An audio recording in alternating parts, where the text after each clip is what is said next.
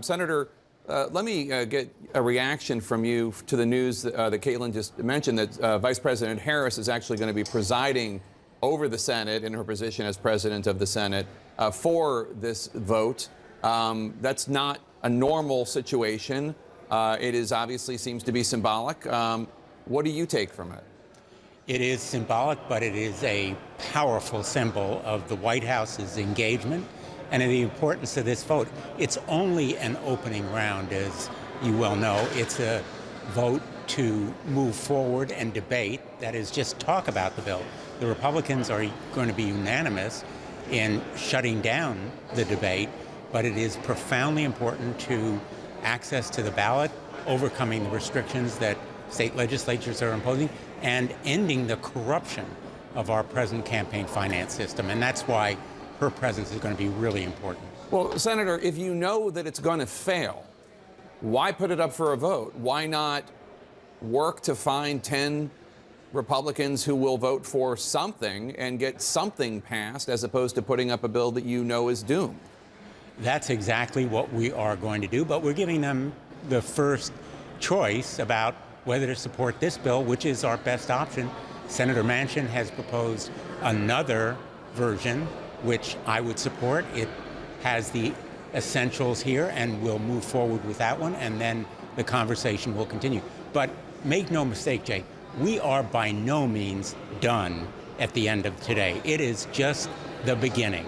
And the American people should understand what's at stake here. It truly is preserving the right to vote and stopping billionaires, literally, from buying elections. And we are in no way going to abandon this fight. Well, I mean, Democrats control the White House, they control the House, they control the Senate.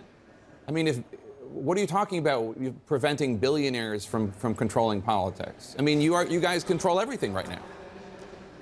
We may have an evenly divided Senate and control because the vice president can break a tie, but the filibuster rules, as the American people are beginning to understand, require us to have 60 votes just to proceed to debate, just to talk about the bill.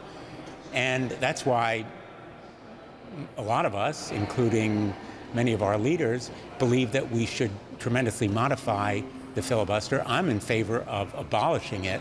But in the meantime, we can mobilize support among the American people to understand that dark money, the money that goes to elections without disclosure, is determining the outcomes. And that's what we need disclosure to shine a light on. And that's why this bill is so important, to end that kind of corruption. Senator, haven't you voted in favor of filibustering Republican legislation, not allowing them to even proceed to a discussion, an amendment process, and debate on a bill?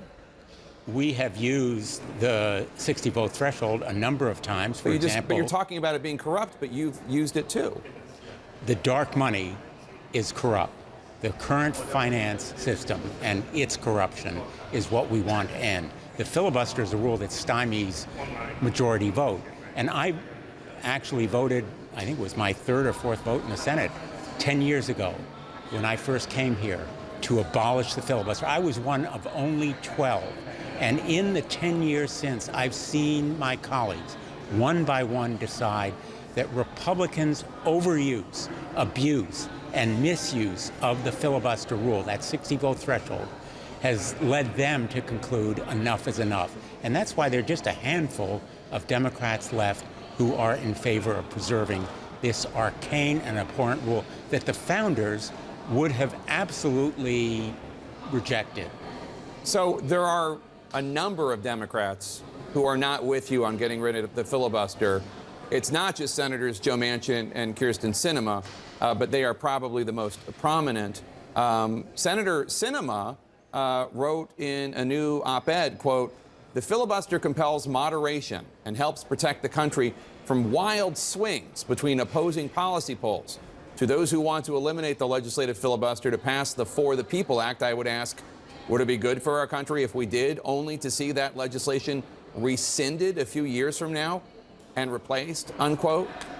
Does she not have a point? I mean, the 60-vote threshold is there to encourage compromise, and Democrats could very well be in the minority again very soon. There are 2 points there, Jake, and both of them are excellent to raise. Number one, yes, democracy could, if the majority in a few years or a decade or so from now requires a different vote on policy, reverse or modify healthcare policy or immigration policy. That's democracy, majority vote.